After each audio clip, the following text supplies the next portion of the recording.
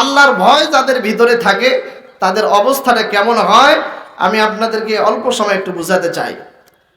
খলিফাতুল মুসলিমিন হযরত ওমর আরদ জাহানের শাসক খলিফাতুল মুসলিমিন হযরত ওমর রাতের বেলা একাকী চলছেন, চলার পথে দেখছেন মরুভূমির মাঝখানে একটা বাড়ি থেকে গভীর রজনীতে টিমটিম করে একটু আলো দেখা যায়। হযরত ওমর চিন্তা করলেন, এত রাত্রে প্রত্যেকটা বাড়িতে যখন আলো নিভায়া মানুষ ঘুমাচ্ছিল, এই বাড়িতে আলো জ্বলছে, হয়তো তারা কোনো বিপদের সম্মুখীন হয়েছে। এজন্য তাদের সেই খোঁজ নেওয়ার জন্য হযরত ওমর ফারুক রাদিয়াল্লাহু আনহু বাড়ির কাছে গেলেন। যাওয়ার পরে শুনতেছেন একজন বৃদ্ধা মহিলা তার মেয়েকে বলছে, মা ওই যে দুধ নিয়ে এসেছি, আগামীকালকে বাজারে বিক্রি করা লাগবে, দুধের মধ্যে পানি মিশাও যাতে আমাদের লাভ বেশি হয়। মেয়েটা ডাক দিয়ে বলছে, মা তুমি কি জানো না আমাদের এই দেশের সরকার হযরত ওমর খাদ্যে ভেজাল দিতে নিষেধ করেছেন। বৃদ্ধা মহিলা মেয়েকে ডাক দিয়ে বলছে, মা এত রাত্রে ওমর ঘুমিয়ে, তার বাহিনীও ঘুমিয়ে, বলেন তো ওমর কি এখন ঘুমিয়ে আছে? ওমর কোথায়? বাড়ির ধারে।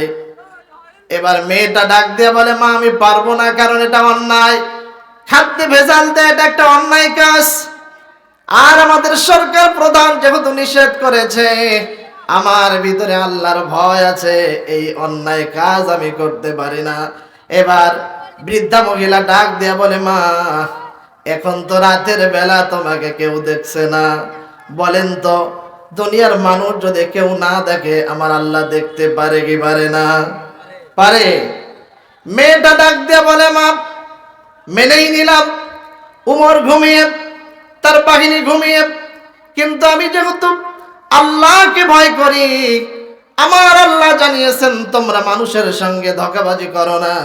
আল্লাহর হাবিব বলছেন, মান গাশশানা ফালাইসা মিন্না, যারা মানুষকে ধোঁকা দেয় তারা আমার উম্মত হতে পারে না। আল্লাহর হাবিব যেহেতু বলেছে মানুষকে ধোঁকা দেওয়া যাবে না, আমি দুধের মধ্যে পানি মিশাতে পারবো না। মা যখন বারবার তাকে পীড়া দিচ্ছিল, এবার মেয়েটা সুন্দর করে জবাব দিচ্ছে, মা এই দেশের সরকার ঘুমাতে পারে, তার বাহিনীও ঘুমাতে পারে, সবাই ঘুমাতে পারে, কিন্তু আমি এমন একজনের ভয় আমার অন্তরে জায়গা দিয়েছি, যেই আল্লাহ কখনো ঘুমাতে পারেন না। বলেন সুবহানাল্লাহ। আল্লাহ কি ঘুমায়? আল্লাহ ঘুমাতে পারে না, আল্লাহ ঘুমায় না, আল্লাহ ঘুমানো লাগে না। মেয়েটা সুন্দর করে জবাব দিলেন, মা যেহেতু আমার অন্তরে আল্লাহর ভয় আছে, আমার ওই আল্লাহ রাতে হোক দিনে হোক গোপনে হোক প্রকাশ্যে হোক সর্ব অবস্থায় আমি কি করতেছি বলেন তো, সবকিছু দেখার ক্ষমতা আমার আল্লাহর আছে না নাই?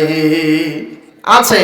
এরপরে আল্লাহ রাব্বুল আলামিন বলেন, বান্দারে আমি তো তোমার সব খবর রাখতে পারি, এরপরেও তোমার জীবনের ভালো এবং মন্দ রেকর্ড করার জন্য, ভালো এবং মন্দ সংরক্ষণ করার জন্য দুই কাঁধের মধ্যে দুইটা ফেরেশতা রেখেছে, কিরামান কাতিবিন ইয়ালামুনা মা তাফআলুন।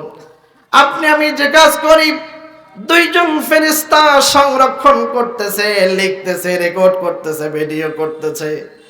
তাহলে আপনি আমি যখন রাতের বেলা গোনা করি, হয়তো মনে করতেছে আমাকে কেউ দেখতে পাচ্ছে না, দুনিয়ার কেউ দেখতেছে না, কিন্তু আমার আল্লাহ দেখতে পারে কি পারে না?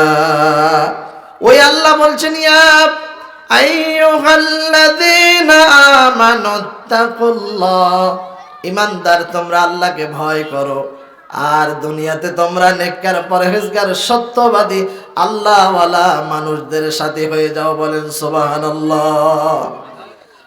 কেন আপনি আল্লাহওয়ালার সাথে হবেন? কেন আপনি সত্যবাদীদের সাথে হবেন?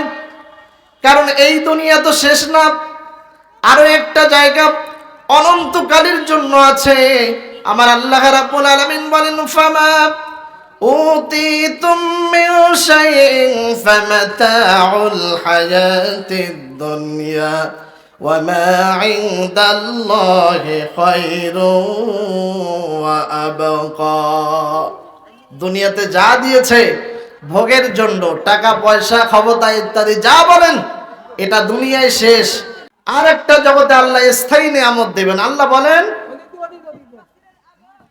ওমা ইনদাল্লাহি খায়রু ওয়া আবকা, আমার কাছে আরো আছে যেটা হচ্ছে স্থায়ী আর যেটা হচ্ছে উত্তম এবং স্থায়ী। বলেন সুবহানাল্লাহ।